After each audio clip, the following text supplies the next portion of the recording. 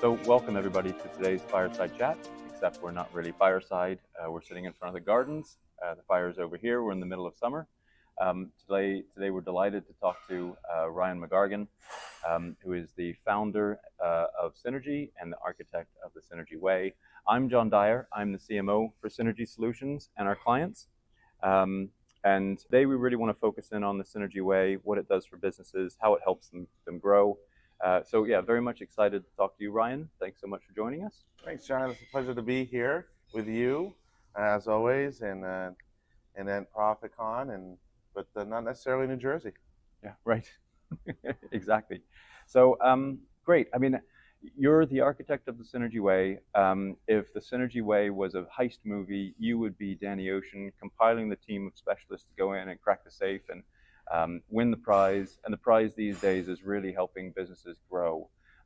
So what is it about the Synergy Way that makes it kind of unique? Describe it a little bit for us. Well, thank you, John, and thank you for that compliment. Some would argue that I am better looking than George Clooney, although my daughter would say otherwise. The Synergy Way it's a full operating system. It's a holistic approach to businesses where we're tackling finance, operations, sales and management, building up leadership teams for prolonging a legacy for business owners, right? Our goal is to take it and make it the best in class so that an owner has a great opportunity to either make it an ATM machine or sell it or leave a legacy for their children, however they want to do that, right? They control their destiny with the Synergy Way, right? It's not just consulting. We're taking everybody and we're saying, let's get on the C-suite and let's drive this thing, right? But I will tell you, in the area of fad diets and all these quick fixes, that this is not it, right? We build upon each other, and the more that we build upon it, the more layers that we peel back and get deeper and grow our roots. That's really what takes hold here. So our highs will be higher, our lows will be lower, but the team will be there, and it will allow operators to become investors in their company. It really integrates leadership, marketing, and finance so that we can drive the boat, row the boat, operate the boat, and get there at a speed where everybody's rowing in the same direction at the same time. Right. This is it. And this is what's impressive, being part of the organization. I know it well. And this isn't an esoteric kind of opaque strategy. It's very specific. It's a framework, right? We've got the 7 pillars of the Synergy Way. So maybe speak a little bit about those pillars, because this is an operating system. It's not really just a, hey, we're going to come in and be your C-suite. We're going to have some ideas here and there. It's a really firm framework that you have built, and it helps businesses. So maybe go into the Synergy Way a little bit, talk about those pillars, because I think that's what differentiates your vision, the whole framework you've built from anything else that's out there. Yeah, thank you.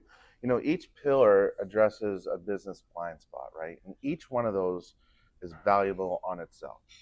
But combined, that's where you find the magic where that is. It's the last 15 minutes of cooking a prime rib where it really just all melts together.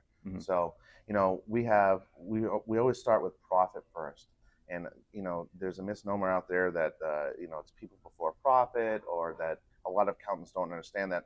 So it's good cash management. That's all we have to decide right there. Right? What can make or break a business is cash flow, cash flow, cash flow. So that is our first and foremost, that we want to tackle that issue. We want to have a positive cash flow attitude. Right. That's built on the premise of Profit First, the book, right, from Yes. Mike Michalowicz. Absolutely, yes. Right. And it's a genius book. It's a simple way to just manage your finances. You can do this personally or at the business. This is a great way just to say, listen, it's sales minus profits equals expenses. We're going to build in profitability, and we're going to deal with the expenses on that side, right? You can grow with it. You can cut expenses with it. You can manage it. And this is the first thing that's going to give a lot of return for a lot of entrepreneurs out there, is that they don't pay themselves. Right. So let's get you paid, right? And let's get you paid profitably. That's the other end of this thing. Right. It's a cycle. It's a cycle of struggle. And I know we're just on the first pillar, but I mean, this is game changing for me, in being introduced to the concept of, you know what, you can carve this out. You can pay yourself first. You can create budgets for individual things so you can grow your business. It's a game-changing approach. But obviously, that's pillar number one. Get the foundation in place to make sure there's cash around to be able to make the decisions that you need within the business. Is that right? That's right. That's right. Absolutely. And we actually base budgets based upon profit first principles, and we bake in that profitability and that cash flow. Right. So that's the big one. The second pillar that's mostly overlooked here, and you read them in the lack of this pillar, the financial controls piece. Right. Right. You read the embezzlement that happened over years, whether it's a town, whether it's a small business. So we believe that there needs to be good financial controls. We say here that it always starts with good books, right? Once we have good books, one is that it'll increase your value as an owner when you go to sell, right? Because we want to hand these things on a platter to an owner. But also, we're making sure that people can't steal from us. We're making sure that year over year we can analyze the same thing and say, hey, why is sales lower? Why is our office expenses higher, right? Who is this new vendor, and why do they get a $25,000 check that I've never heard of? Right. Those are those things that have to stay and put in place. So we go in there and we say, if you're handling the deposits, you can't handle the bank reconciliations.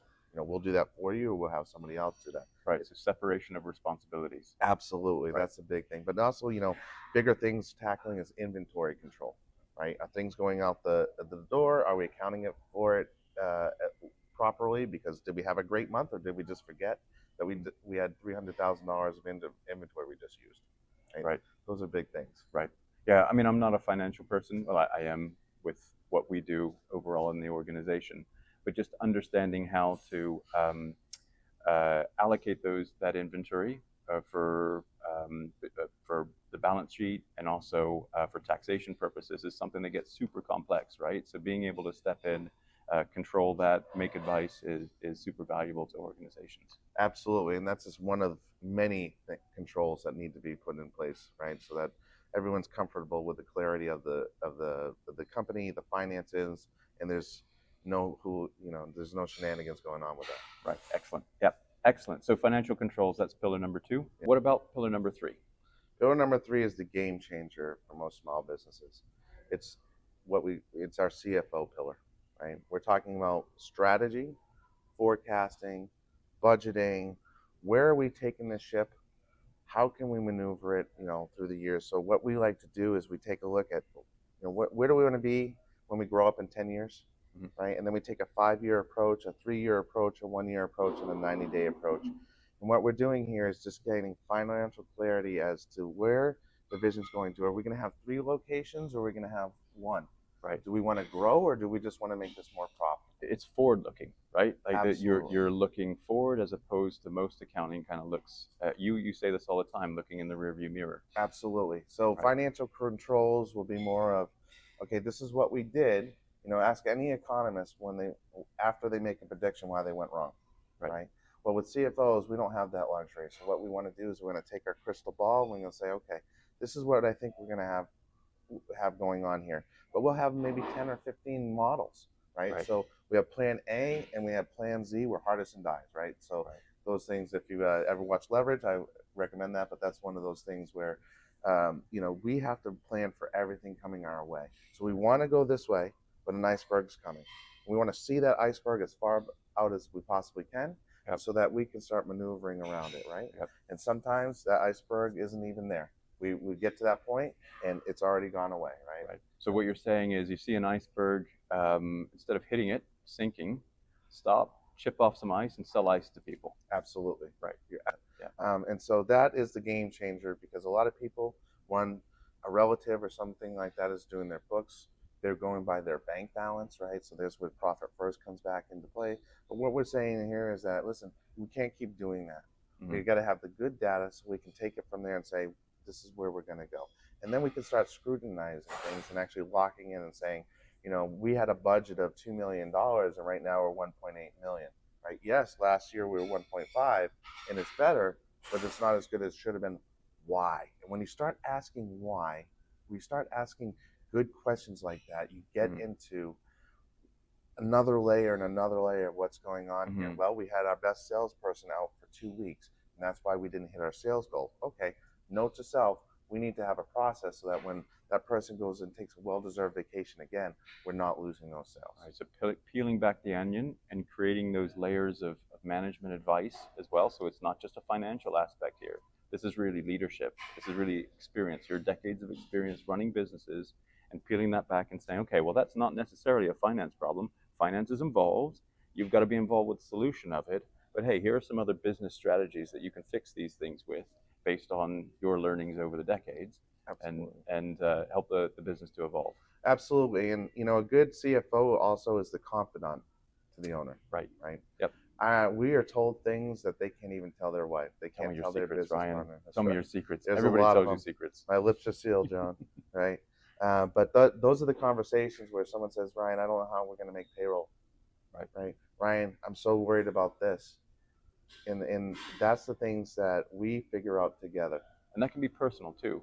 Big time. This isn't just a business. Absolutely. This is personal as well. We get to know our clients, right? We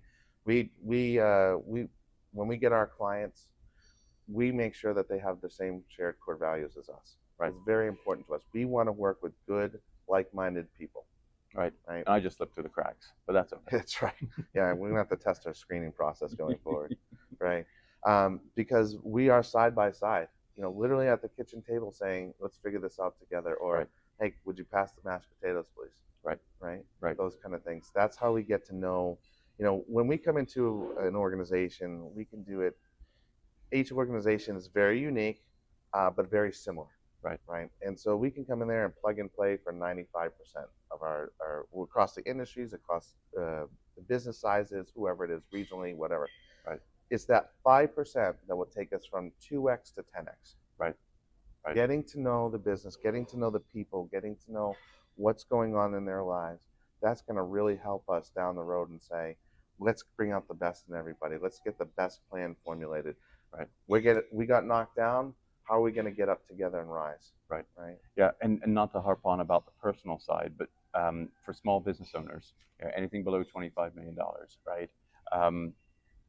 Business and personal is interweaved. You're making some decisions in the business finances that affect your personal finances and vice versa. So you've got to move funds around. You've got to look at taxation strategies for this. So I think most firms go out there and just look at the business and say, hey, business, this is the way to structure, this is the way to do it, good luck. Whereas understanding what's going on in their personal lives to be able to help make those decisions around way to manage things, way to move money is like super important. And it's game changing in being able to help our clients out. You're absolutely right. But see, here's the thing, John, is that some people aren't comfortable doing that, right? In our position, we need to see you financially naked. You need to trust us. You need to like us. You need to respect us, right? Mm-hmm. And it's okay for me to say no to you. Mm-hmm. That's my job, right? It's also okay for me to say, let's make this happen. I don't know how. Let's come up with a couple plans and let's see if we can get your vision a reality, right? A lot of owners are used to having their CPA or their accountant tell them no. Right? No, you can't do that. No, you can't do this. Well, our job is to say, let's find a way. Right. Powerful. That's it. Yep. We're working with the business owner to achieve their goals. Right. That's how it works. Excellent. Yeah. Standout service. That's fantastic. And really understanding the client's objectives, both business-wise, personally, and being able to navigate and not hit any icebergs, but get you to the destination you want to go to. Absolutely. And every step of the way, we're going to earn your trust even more. Excellent. Superb. Okay, pillar number 4. What's pillar number 4? Your bread and butter. Excellent. Marketing. Yep. Right. So, John, we believe that marketing has a seat at the table, right, with operations and finance, right? How many times do you get to come in and sit with the leadership team and say, let's get on the same page? Not very many. Most of the time you're given very specific objectives and they'll ask you what the budget should be. Marketers generally come up with opaque plans and say, we should use this tactic here. We should throw money at this tactic here. And it doesn't really roll up into the vision, into the business objective. So being part of that C-suite is essential from my perspective, because if you've got a couple of different business units and you have different objectives between them, I need to know that. And I need to understand what the budget is. So marketing for me, I really think it's a no BS approach to marketing. It is a financial function to say you want to grow the business from X to Y. Well, how do you want to achieve that from a business perspective, and how does marketing layer on top of that to achieve those objectives? So we've got to take the budgets available. We've got to take profit first principles, which I'm delighted to be educated in those principles. I think it's game changing in the way you run businesses. And so when you take that marketing budget, which is carved out from your overall revenue budget, it's tied to a growth objective. You shouldn't be spending marketing dollars if it's not achieving those growth objectives. And so you've got to closely look at it, monitor your metrics, and say, if this isn't working, we've either got to cut the budget or we've got to move it somewhere else. I feel like we've flipped the interview now. I think it's now my fireside chat, but essentially marketing the synergy way really is a financially focused, objective focused way of spending dollars and showing that it actually achieves the goals that we're trying to help the business achieve. Absolutely. So when I said that in the beginning that it's all intertangled, right, like a spider web, right? Think about this as marketing, is that you have now a profit first based budget, a growth budget, like you said, and this is going back to marketing, why we do marketing and why we have sales there is that this is how businesses can scale. And then this is how businesses can scale with cash flow, right? Not borrowing money, right? The other way that you can do that is you borrow money or you acquire a competitor, right? Right. But if you want to go into a new geographical location, you want to hit a new demographic, you want to hit whatever it is, right, you need to have marketing, right? And marketing needs to be as part of this whole synergy way, ecosystem, right? Ecosystem, absolutely. So we use profit first principles, the growth principle, like you said. We want to feed the pig if it's growing, and we want to shrink it if it's not working, right? That's how that works. Then we have the financial controls that come in and say, where's the data? What's my ROA? What's my ROI here, right? What is the actual marketing that's leading to dollars, right? That's what I want to know, right? So you have that. Then you have the CFO coming in here and saying, I want you in on the budgeting. I want you to help us develop this growth budget, right? Yep. And I want to see alternate plans when these things aren't working, right? Right? That's part of the planning now. Yep. So that's exactly right, Ryan. I think some of the challenges that companies face when they're trying to grow, and they go to a marketing company or marketing person, is a marketing person or a marketing company is presenting them a plan, and it's just tactic based. It's just, hey, let's spend some money over here on Google. Let's spend some money on Facebook. Let's create some articles for you. Let's do some SEO, and nobody really knows what SEO is, although it is a real thing. And so when you look at that plan and it rolls up to $2,000, $3,000, $4,000, $5,000, $6,000 a month, how do you know that when you spend that money, you're actually helping the business grow, right? Is it opaque? Yes, it is. Is it very transparent that these tactics will actually ladder up to create that growth? Most of the time it's not. And I think that's the difference between how we look at marketing, how we sit down and say, okay, well, these are the objectives. These are the campaigns that can achieve those very specific objectives. Here are the KPIs that are telling us that those campaigns are functioning and achieving those objectives. And if they're not, what do? How often do you talk about it? It should be weekly. If you're not talking about it weekly, then you're looking in the rearview mirror again. And you're saying, well, we spent that money. It's all gone. It didn't do anything. What do we do now? Which is not the right approach. We've got to look at it weekly and say, okay, we spent this money. We've got these calls. They haven't really turned into business, or perhaps they have. Therefore, let's adjust the budget accordingly. So it's a combination of having really, really good metrics, but having really, really tight controls on how that money is being spent to make sure it ladders up to budgets, which ladder up to business objectives. Did I do a good job of explaining it? You did a great job, right? So for those playing at home, right, imagine having a laser focus on your marketing and holding those folks accountable within a budget, right? That's what this rolls out to. Yeah, exactly. And again, profit first principles, and of course, aligned with SOS principles. We're going to talk about SOS, which is a new and improved version of EOS, which a lot of people have heard about. I think that might be our next pillar. Is that our next pillar? That's our next pillar. Excellent. Pillar number 5. SOS is a homage to Gino Wickman, who wrote the book Traction. We call it EOS on steroids, and what we do is we take a lot of principles from Gino Wickman, from the Entrepreneurial Operating System. If you haven't read Traction, I highly recommend it. We also take a a lot of the stuff from Pinnacle, which were old EOS implementers that split away from Gino Wickman when he went and got sold by a private equity group.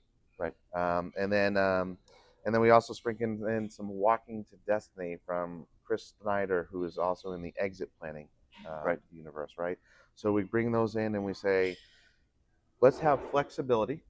Let's have a weekly meeting with great data, and let's make sure that the entire leadership team is being held accountable. Everyone is hearing the same information, talking about the same information, becoming unified through good, honest discussion. As Patrick Lencioni said, if you can't handle conflict, you're a disorganized company, right? So we need to be able to say, I like your idea, I don't like your idea, and this is why.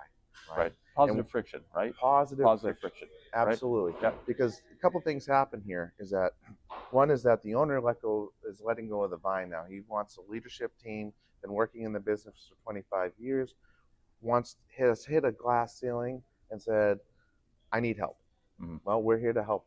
We're here to build up the leadership team together. And again, with the Synergy Way is that we can sit up to 80% of the C-suite, right? Or we can sit at one part of the table, or just run your meeting for you so that it's done professionally, right? And making sure that we're heading in that right direction. So the whole goal is get everybody in the same boat. Everybody in the company understands where we're going, what their part is in getting there, and then getting everybody rowing in the same cadence. And what starts happening is that usually it starts happening on the leadership team perspective. The owner says, I don't care if you don't like this. This is the way we're going to go. There's a lot of bumps and bruises in the first 6 months, folks. This is not an easy fix here, right? I was a rower. If you have one person rowing at a time, the blades are smashing around, it upsets the whole boat, it tips over. It's not pretty. So you've got to fix that, right? Absolutely. People are going around, running around in circles. You have one department doing this thing, one department over here. You got a discombobulated body where one hand's not talking to the other, the feet don't know what they're doing, right? Those are the things. And then what happens is that you stumble down and fall. Right. So this gets everybody unified at the leadership team.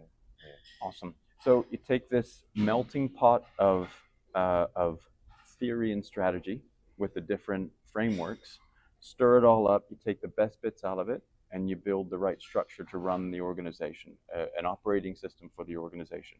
Yes. Right? And that's really the what. Give us a little bit of insight into the how, because I think people see things all over the place, right? Lots of different strategies, lots of different books, but it's actually the implementation of that and the application of it that really creates the change. Right. So give us a little bit of insight into the how, because I think that's what differentiates just sitting in the jacuzzi and having a nice feeling, reading a good book, and actually going out there when you get out of the jacuzzi and you're finding you're in the real world. It doesn't feel so good anymore, right? So what's the how? What are those steps involved that really create the change in an organization? So clarity is the first thing, right? We want to make sure that everybody understands the vision. You say it the 21st time, if somebody hears it the first time, and it has to be permeated. And it all starts with core values, right? Core values are our principles, what's innate in us, right? And if we're talking about integrity, we're not hiding behind a contract, right? My word is my bond is my word, right? It's a handshake deal. Contract's just a formality, right? That's the kind of thing you do. And by doing that, and by living through your core values, you create a culture, right?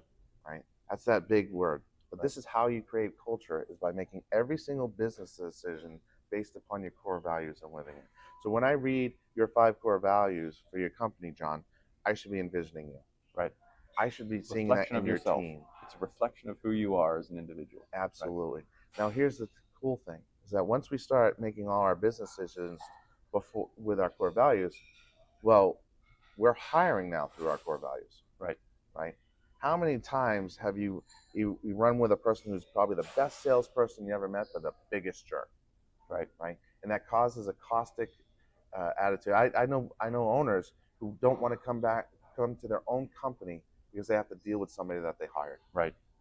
That's not a business. It's not healthy. It's not healthy at all, right? So we want to hire people that have the same core values, because we can teach them to be the best salesperson. We can teach them to be a controller. We can teach them to be in operations, right? Mm-hmm. That's what we want to do, is have the same people with the same core values, because we don't want one bad apple to spoil the cart. Mm-hmm. Because one bad apple can permeate to your vendors, to your customers, to your people, right? Right. And so when everybody is having a Is good aligned, is right? That aligned. in the organization, again, rowing together. I mean, bad apples can be jerks, right? So some of those, no jerks allowed, I think, is a policy that we have in terms of team members, but also clients, right? Right. So weed out the jerks, get everybody rowing in the same direction, right? That's what these values bring to the table. Absolutely. Force everybody to conform to. Absolutely. And then we look at the vision component of it. Where we want to be 10 years from now, 3 years from now, 1 year now, 90 years from now. What are our goals? And what happens is when you start meeting on a weekly basis, Mm-hmm. right, from a professionally implemented meeting, so that everybody can wear their hats, Mm-hmm. right? It's very tough to be CFO and implementer for the Synergy way, for SOS, right? Can't be the owner and keeping people on the agenda, right? So Right. this is a third party that really just is a game changer.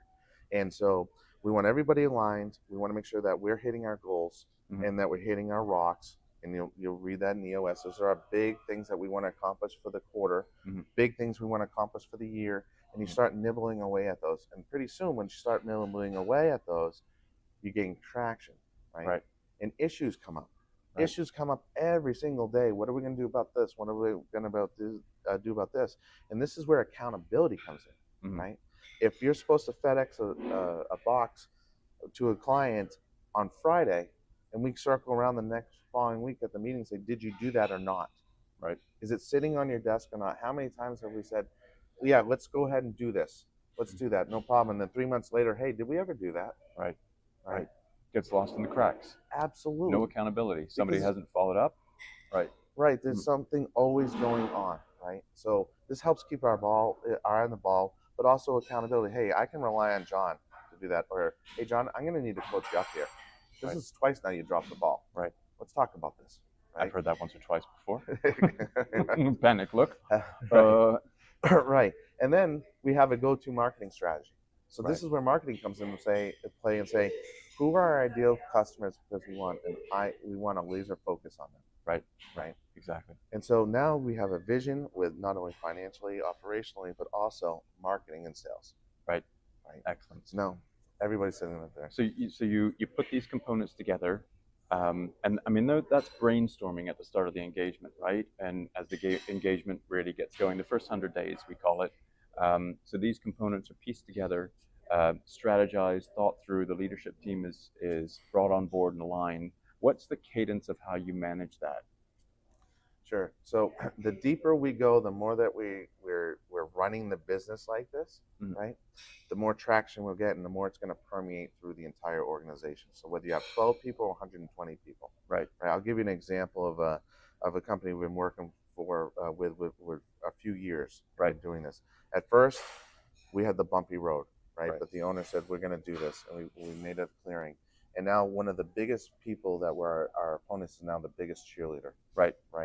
And now we're not only doing leadership team meetings, we're doing departmental meetings, we're doing shift meetings, we're doing one-on-ones in a cadence that's according to their schedule. Right. So it's trickled down all the way through the organization, so everybody is living and breathing the same thing. Absolutely. And you have somebody that's on the line saying, hey, can I help you with your rock?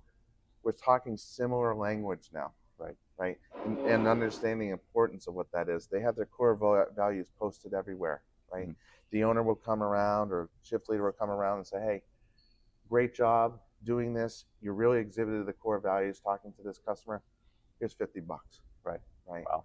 Unsung stuff like that. But now someone has a sense of pride. But what also works out is that it's just not top down. Right. It's bottom up as well, right? People are being heard. They're feeling empowered. Right. Who wouldn't want everybody in their organization having a self-employed attitude where, hey, I'm part owner here. I have respect. I have pride for this thing. Right. I'm going to go ahead and pick up that piece of trash even though it's not my job. Right. I want to take care of this. You don't hear, that's not my job. You hear, hey, let's get together and let's fix this problem. Right. How are we going to do that? Right. That's an accountable approach where somebody is lined up with a business vision. Absolutely. all the way down through the organization. Right. Right. How do you know where you're going if you don't know where you're going to go? Right. Where are we going to go on this map? Right. Let's start going together. And that's Awesome. what happens. So Ryan, let's jump straight into pillar number 6, tax planning. Tell us a little bit about tax planning services and how that affects the Synergy Way. Well, this is everyone's favorite topic, John. Right? How can I pay more taxes? Exactly, right? Uncle Sam is not my favorite uncle. Right? So what we found when we were working with outside preparation and planning services like CPAs or whatnot is that I don't know if a lot of people have noticed this, but CPAs are starting to get a bit more greedy and a bit more lazy, right? And apologies to all CPAs out there. Exactly. If you're the best ones out there that's doing right for your clients, they'll flock to you, believe me, right? Yep. Separate yourself that way. But we've found is that, not a lot of CPAs specialize in tax. It's only about 7% that actually do that. Right. They do that seasonally so that they can pay their payroll for the rest of the year, right? So they're doing 500, 700 returns each, everyone in the same office. Mm-hmm. So there's not a lot of time for planning when you're doing the preparation. Right? And good preparation is very important. Right? We want to make sure that the tax return is done right. And anyone in the tax code knows that, taxes are up to interpretation sometimes. It's not necessarily black and white. Mm-hmm. But what we found is that when I was forecasting for a client and we knew pretty much where we'd end up at the end of the year, we're talking, a taxable liability of about $2 million that we could see. And I called up in June and I said, hey, we're going to have a tax problem here. What are some strategies that we can start implementing? Right. And the person at that time, this is how you can differentiate yourselves, folks, is that they say, well, call me in September. Right. Okay.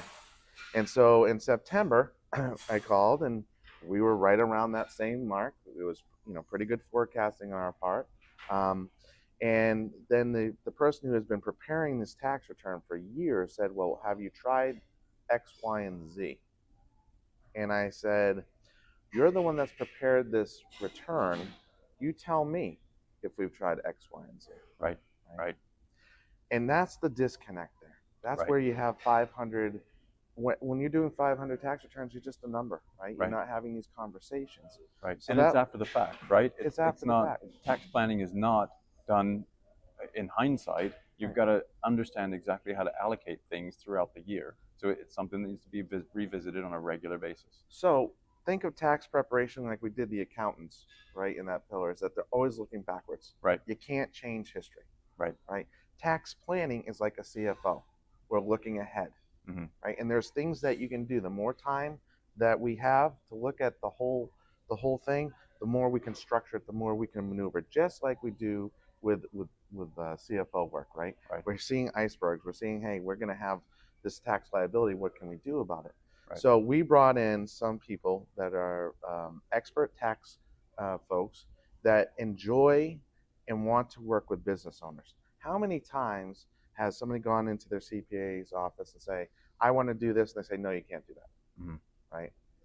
We find a way to get it done. Right. Or we'll say, listen, we can't do it this way, but we can get half the benefit if we do it this way. Right. And if you give me more time, we can do it this way and this way and this way down the road. So now they're working with our CFOs with forecasting, and we're forecasting out years. And now they're seeing what structures we might have to do. We might have to change your entity structure to take care of tax liabilities and reduce those, right? Right. So by understanding the big picture, by being really close to the business owners and understanding what their vision is, then really you can understand how to structure taxation, how to massage some of the nuances so you get the best plan, best advice, but then also where they want to go to, right? And this will segue into our final pillar, which is exit planning and exit strategies for the business. But this knowledge up front helps plan things. It's got to be revisited on a regular basis. And then you can start to formulate how people exit their business as the final pillar. Yes, absolutely. Right. We say tax planning begins January 1st. Right. So imagine that you have a proactive person on your side saying, hey, we need to start doing this. Right. Mm-hmm. Imagine that instead of going to your CPA Your tax planning is going to you and saying, I'm seeing this. If we do it this way, here's the pros and cons, and this is what the effect is going to be. Right. That's a completely Right. different conversation. Right. Right. Mind blowing. Absolutely. And to sprinkle it in with that web effect is that by paying less tax liability, it's good cash management. Right? If we can save you $80,000 a year in taxes, that goes right into your pocket. That goes into your profit first accounts. That goes to growing your business through cash and not debt. That's Right. real money right there. Right. Excellent. Excellent. Great. Anything else on tax? People's favorite subject. No, absolutely not. I don't want to bore anybody anymore. Okay. Let's jump on to the final pillar, exit planning and exit strategies. Tell us a little bit about how that weaves its way into the Synergy Way. So we probably should have started this one first, because we always say it begins with the end in mind. Right. Right. So we are certified exit planning advisors. We don't pretend to be one on TV. We are the ones that do it, and we specialize in small businesses. And we are the very few in the industry that actually focus on small businesses. Right. Right. And we're called value accelerators, where we want to grow the enterprise value of the business so that the owners can have a sellable asset at the end. So whether they want to leave their legacy, succession plan, sell it to their employees, make it an ATM machine, right? Exit planning starts now because it's just good business, right? Mm-hmm. A lot of owners find themselves where they think that their business is worth something, and they're working 80 hours a week, and they are the core component of that business. Folks, people aren't going to pay you $5 million to have a job. Right. That's not how this works. And the most money that you can get to sell your business is from a third-party person that comes in and says, I just want the cash flow. I don't want to do anything with this business. I want a weekly meeting that you tell me how you're spending my money and where this company is going. A true investor. A true investor. Hands off. The business needs to be able to execute itself, run itself, and they're literally just taking elements of the profit and doing their thing. Absolutely. And for all those operators out there that are running on the treadmill or don't have a plan, imagine that's you in 3 to 5 years. You're Right. just an investor in your business. So it becomes an ATM machine now. Or if the market's really high, because markets fluctuate, right? Depending on your industry and somebody's whim, is that you could sell it for a boatload of money or bide your time until the market comes back up when it's ready to sell. It's kind of think of it as like real estate, right? Right, right. And that's the multiples, right? That's the multiples. You're talking about how you assess the value of a business, and then you sell it for a multiple of certain elements. Talk a little bit about that.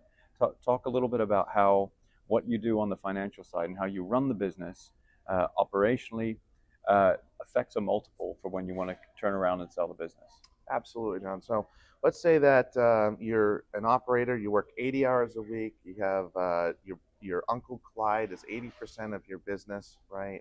Mm-hmm. You have a few vendors, there's 12 of you there, right? When we're talking about a multiple there, and the average is say like 2.5 EBITDA or recasted EBITDA, taking out your personal expenses and whatnot. In terms of how you value the business. Right. Right. That business I just described is not worth 2.5. It's not worth 4. It's worth maybe 1 or 2. Right. Right. Because somebody's going in there and buying a job, right? And they have to replace you, and they have to find the next Uncle Clyde. Right. Here's the thing.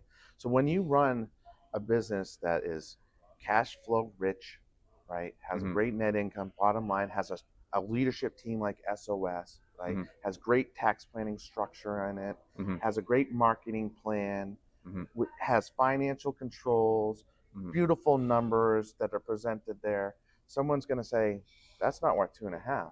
That's worth 5. That's worth 6. So if your recasted EBITDA is $1 million, if you're owner operator, right, 80 hours a week, it's $1 million. Right. If it's a well-run machine that you're an investor in now, right, it's worth 5, 6, 7 million. Right. Right. Right.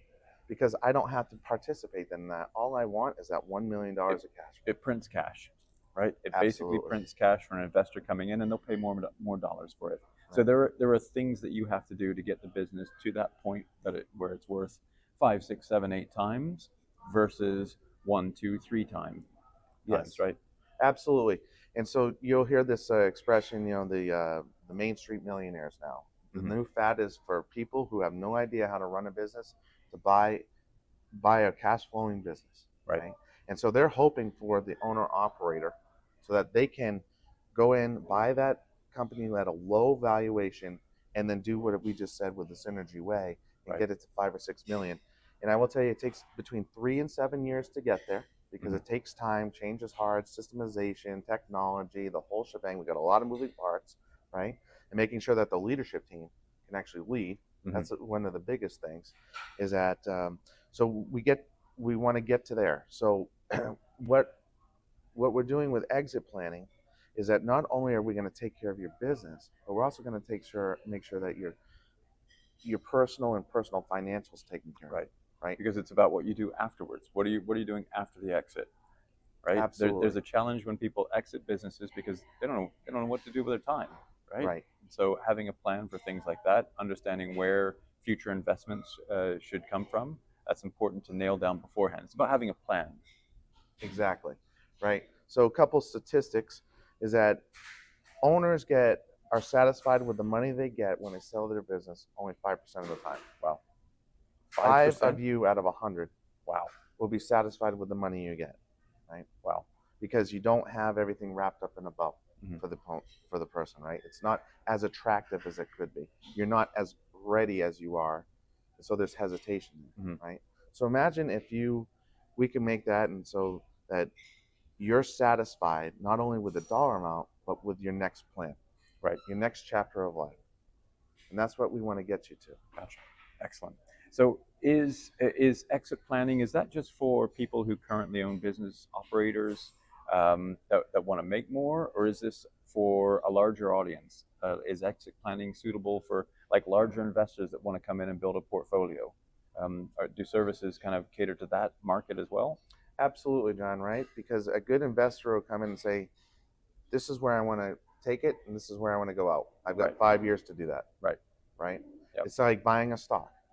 Right? Are you going to let it ride up for forever, or are you going to say, well, I'll make 20% on my investment and out I go, and I'll find another investment.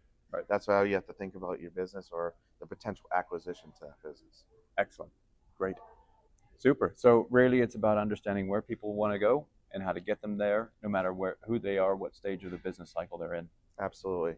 You know, with the Synergy Way, we can help people from pre-acquisition all the way through sale. Wash, rinse, repeat. Right. Okay, so Ryan, question that we've got: what are the top issues that you see when a business owner reaches out? That's a really good question. There's a variety of them, but they stem around cash flow, profitability, paying themselves a reasonable wage, right? Growing their company, keeping their company. You know, what is marketing, and you know, more recently is how do I get out of this thing? Right, right. Okay, so all the whole of the Synergy Way, all of the pillars are basically present in people's issues.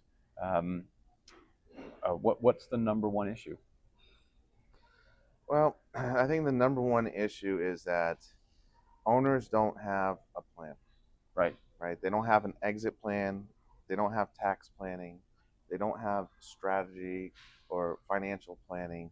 They're so busy working and doing such a great job that they can't make any real money. Right.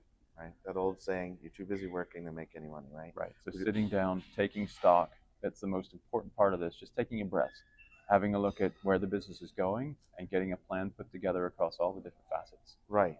And then executing on that plan. Right. Because we get too busy that way too. Right. Let's sit down, let's write this. We've got a great intention. 3 weeks later, what plan? Yeah. In today's day and age, it's easy to get plans. GPT. You can GPT the heck out of plans. You can get it in 30 seconds. But that's not reality in terms of making something happen. That's right. Okay. Accountability goes both ways, right? And so that's the thing, is that if the owner who's generally the visionary, who has all the great ideas, who started this thing, right, is moving over and meandering through, right, and just going from one place to the other, and then throwing people at a fire, throwing people at the problem, however that is. So, you know, we say this, is that every hour that you work on the business will save you 10 hours working in the business later on. Right. Awesome. So basically, get a plan. Get a plan. Great. So another question, Ryan. We hear an awful lot that people understand the concept of profit first. It's relatively simplistic in the way that gets applied. but they don't actually implement it fully. They can understand the concepts, they get it, they want it to work, they try and take it into their business, they start, but then it never really truly succeeds. How do you overcome those challenges? Yeah, John, that's a great question. And you're not alone, right? Mm. 90% of our clients that come in who need profit first tried to implement it themselves, Right. right? That's the crux of it. Implementing and maintaining, right? And so it's that accountability piece. It's saying, okay, we don't need to transfer over cents. Let's just round. Let's just Mhm. start with 1%. Let's just build a habit, right? Mhm. Remember, it's a behavioral change Right. agent. Right. That's what we need to do. And then Parkinson's law, right, is that we're going to have a deadline on the 25th of every single month. This is when we're going to transfer the money over, Right. right? And then your dollars need to have a purpose. What is that 1% for? What does that 5% for? If we need to buy a machine in 16 months, we need to start saving that cash now. Right. Now, the good news is that perhaps we won't have the entire money for that machine in 16 months, but that's also less of a loan that we can pay. Right. That's a down payment now. Gotcha. So we work within our means, right? But having a profit first professional come in and help you implement and maintain it and show you the way so that you can actually do it yourselves later on. The typical engagement is about 12 to 18 months with a profit first professional. Right. Let them set you up, Mm-hmm. build the structure, build the foundation, and then you can take it from there. It takes time to build habits, right? Absolutely. Right. And so that length of time allows you to really define it and put it into good use and see the benefit of it. Absolutely. Right. Okay. Ryan, I've been in business 25 years, and I've seen all sorts of different management styles and operating systems for businesses. None has been more effective than the SOS style of operating system. The consistency of application of it, the structure. We talked a little bit about that in our Fireside Chat. But the question I've got for you is, when businesses have all these things arising, like it's incessant, always problems coming up. It's people having to deal with HR problems, operational problems, financial problems, sales and marketing problems. How do you collect all of these things so that they can be managed properly, structured, and solved? What's the key to this? Action, right? Mm-hmm. That's the key to it, John. So, when we take a holistic approach, we can see HR issues and operations, and we can say, well, are they connected, right? A lot of people, they want to tackle the issue and they just want to say, okay, I'm going to put a Band-Aid on it right now, Right. right? Put out that fire right now and then go here. But what they didn't tackle is, how did the fire start? Is that Right. fire going to grow? Is it going to continue happening, right? So we take the time with all the leadership team and say, we're going to tackle this issue together, Mm-hmm. right? Let's identify the root issue that we're talking about. What's the root cause? What's the disease that's permeating our business? Not just the symptoms, Right. but the disease itself. And then let's tackle it with a focus, right? Mm-hmm. If we're talking about a pink car, we're not talking about a blue sky. Right. Right? Let's talk about the pink car and what's going on with that. And so you have everybody in the room hearing the same things, tackling the same issue, Mm-hmm. right? And then when we tackle it and we discuss it, we're going to solve it. Right. It's going to go away. Right. Permanently. Imagine that. Solving an issue that doesn't crop up again. Right. How many issues do you continue to deal with month after month, peak season after peak season? Human error issues. Bob, who just can't get it together and he's been with you for 3 years, Mm-hmm. right? This actually will snuff it out and say, listen, Bob, it's not working out. I'm going to take the short-term pain for the long-term gain. Excellent. Great. Well, Ryan, we've chatted at length, on all the different synergy pillars. Thank you so much for your time. I think obviously it's a very powerful system that helps people, as we just said, at any stage of business ownership. It's about having a firm structure, and this isn't just ether, right? This is a firm operating system that's applied to a business at different stages. Again, thank you, Ryan, for your time. If anybody out there wants to talk about specific elements of the Synergy Way, then don't hesitate to reach out, and we look forward to speaking with you. See you soon.